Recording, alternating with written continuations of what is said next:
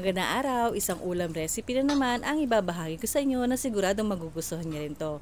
Isang lata ng corned beef, level up natin ang sarap na may simpleng sangkap. Kaya naman tara tumpisahan na natin.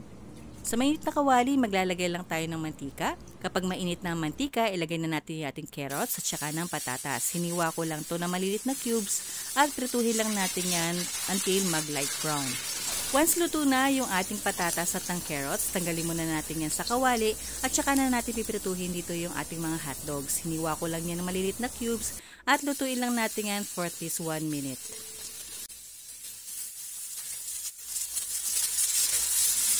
After 1 minute at napirito na yung ating mga hotdogs, tanggalin muna natin yan sa kawali at saka tayo maglalagay ng konting mantika at igigisa na natin dito yung ating sibuyas at ang bawang. Igisa lang natin yan for at least 10 seconds.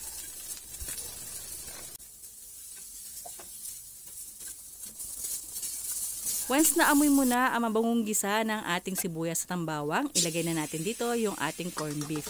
Kahit anong brand ng corned beef ang pwede niyang gamitin dito, kung gusto niyo naman maramihan ang lulutuin niyo, dagdagan niyo na lang. Igisa lang natin yan for few seconds and then simmer natin for at least 1 minute.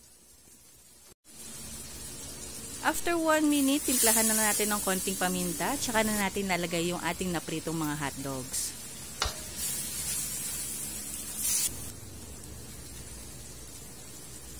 Igisa lang natin yan ng ilang segundo, tsaka na natin lalagay yung ating peanut butter at ng liver spread.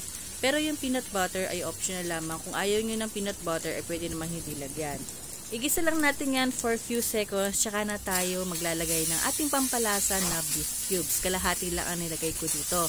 Pero kahit anong pampalasa na nais niyo, pwede nyo ilagay dyan. Haluin lang natin until matunaw yung ating beef cubes o pampalasa at saka na tayo maglalagay ng tubig. Ang dami ng tubig, kung gusto niyo mas masalsa o may konting sabaw, dagdagan nyo na lang.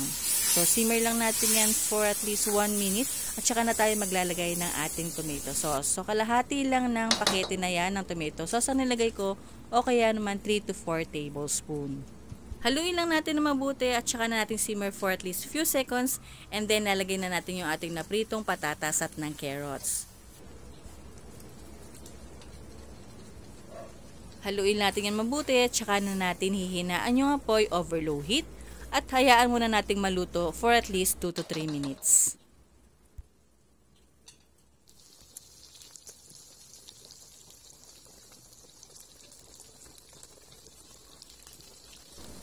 After 2 to 3 minutes, ilagay na natin yung ating green peas. Pero yan ay optional lamang. Pero kung may konting budget naman, ay pwede rin kayo maglagay ng bell peppers. Naglagay na rin ako dito ng konting asukal, pambalanse lang ng lasa. Pero yan ay optional lamang. Pwede namang hindi lagyan kung ayaw naman may asukal. I-simmer lang natin yan for few seconds at ready to serve na. At kung nakaabot ka sa part ng video na ito, ay pakicomment naman po sa baba kung taga saan kayo para malaman ko kung hanggang saan inaabot ang video na ito. At kung bago ka pa lang sa akin channel, ay huwag mong kalimutan mag-subscribe at i-like at share ang video na ito. Maraming salamat!